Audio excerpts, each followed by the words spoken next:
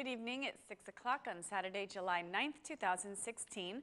Welcome and thank you for joining us tonight for the English edition of Aura News, where we bring you today's top stories translated into English every weeknight. The United States Department of State Assistant Secretary for European and Eurasian Affairs, Victoria Nuland, will visit Tirana on Sunday. The U.S. diplomat will have a busy agenda of meetings regarding the judicial reform. She will meet with the Minister of Foreign Issues, with the Democratic Party chairman, and with the Prime Minister, Edi Rama. Nuland's visit is being considered a final U.S. effort to convince the Albanian political class to vote on the judicial reform on July 21st. Nuland will arrive in the Albanian capital tomorrow by midday and will start her schedule of meetings at 14:30, meeting first with the foreign minister. Roughly an hour later, she will meet with the chairman of the Albanian opposition, Lulzim Basha, with whom she had a telephone conversation on June 3rd, before the DP chairman held the meeting with the prime minister. Nuland will also have a meeting with journalists and representatives of the civil society at 1600. The U.S. State Assistant Secretary's agenda will close with a working dinner in the company of the Prime Minister, Edi Rama, and the Prime Minister commented on Nuland's visit from Warsaw, where he participated in the NATO summit.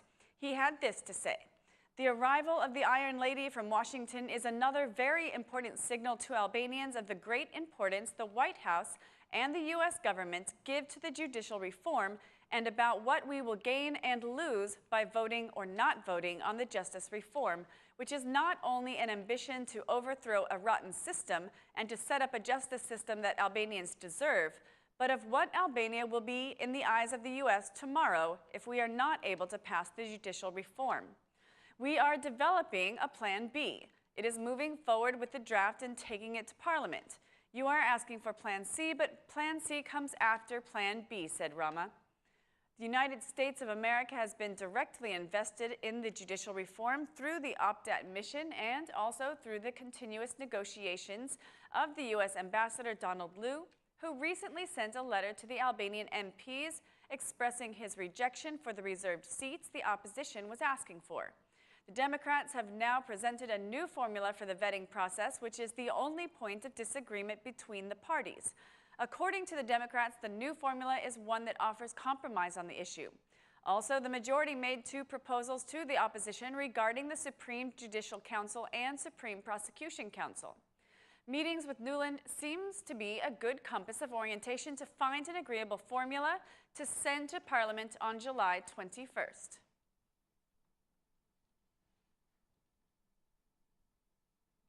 Former President Alfred Muise, speaking from Shkodra, where he participated in a regional meeting for Albania's integration path towards the European Union, has expressed his agreement with the initiative proposed by 10 MPs to elect the president by vote of the people. According to the former president, the citizens' vote will end the political bargaining practice that has become the presidential election. Personally, I have always supported the idea that the president should be elected by the people. And you know why? Because the way the president is elected has in fact been turned into a political bargaining. The president has his duties and obligations clarified in the Constitution. In order to avoid political bargains, which unfortunately have increased in the recent years, the president must be elected by people. I am glad that a group of MPs have made this proposal to make a constitutional amendment, and it will be a great accomplishment if achieved, Muise said. The former Albanian president could not hide his disappointment that the political class cannot find compromise for the adoption of the judicial reform and called the parties to vote on the reform as soon as possible. Politicians should resign from party interests. The citizens and the country's interests must be above everything else, Muise declared. Driven by the recent cases of domestic violence and violence against children, 3 MPs have undertaken a legal initiative which points towards stronger punishment in violence cases. The 3 MPs propose that whoever exerts violence shall be dismissed and never again be appointed in the state administration. The Democrat MP, Linda Bregu, along with Party for Justice, Integration and Unity, Masila Doda, and the Democrat MP, Albana Vokshi, propose that this legal initiative be included as part of the decriminalization law. The initiative proposes that public administration employees must declare whether they have had legal problems with violence on the self-declaration form. MP Bregu added that it's necessary for a parliamentary commission to be set up to check the profiles of those in charge of educating children, and also asked for the roles of social employees and psychologists in schools to be strengthened. MP Bregu added that their idea is so far only an initiative and that they have not decided when to present it in Parliament. Albania will double its presence in Afghanistan. The news was announced by Prime Minister Edi Rama on the second day of the NATO summit in Warsaw. The Prime Minister's press office released that Rama participated in a working session of the heads of state and governments on the support mission in Afghanistan. During his speech, Prime Minister Rama emphasized Albania's continuing commitment to support the Alliance for the establishment of stability and security and sustainable development of institutions in Afghanistan.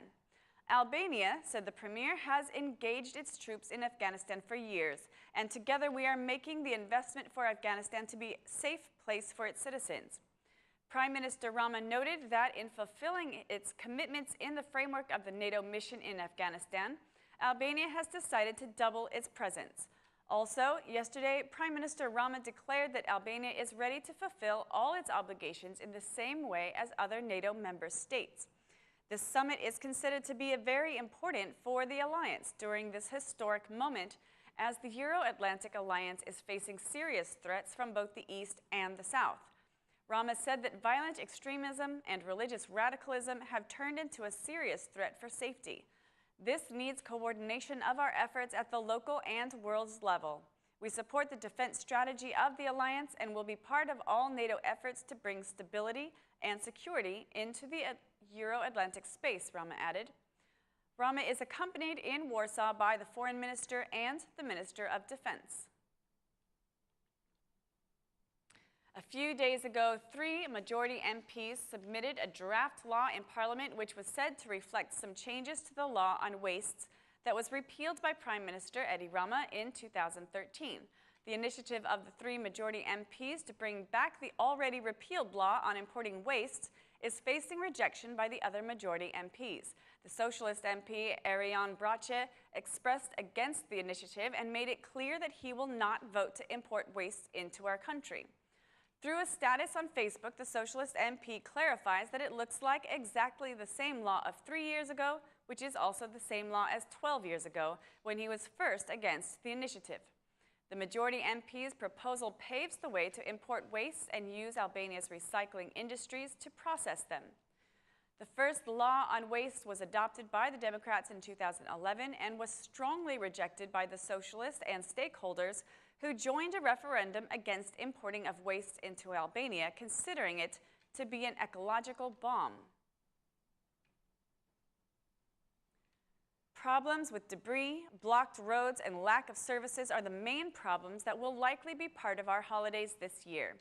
Tour operators claim that the season has not started properly because of the repeated problems that have penalized Albanian tourism each year. Unfortunately, tourism is slower this year compared to last year, with many problems related to traffic. Some roads are temporarily closed, and there is a consistency problem with pricing. The tourism industry in Albania has not yet become standardized, a tourist operator said. Tour operators claim that Albania is not competitive compared to other countries, which are being more aggressive in their bid to attract more tourists. They appealed to the government to reduce the value-added tax on tourism, an electoral promise made by the government which has not been kept yet. We have been less competitive in recent years, and this hurts all tourism businesses. Because the tourist packages are regional and only a few foreign operators include Albania, the tour operator added. But can Albania compete with the regional countries regarding the prices? Generally, the prices of Albanian tourist packages are good, excluding plane ticket prices, which are what hurt us the most, he added. That's all for our English edition this evening. Please join us again Monday through Saturday at 6 p.m. for your local news in English. My name is Mari on behalf of Aura News. Thank you and good night.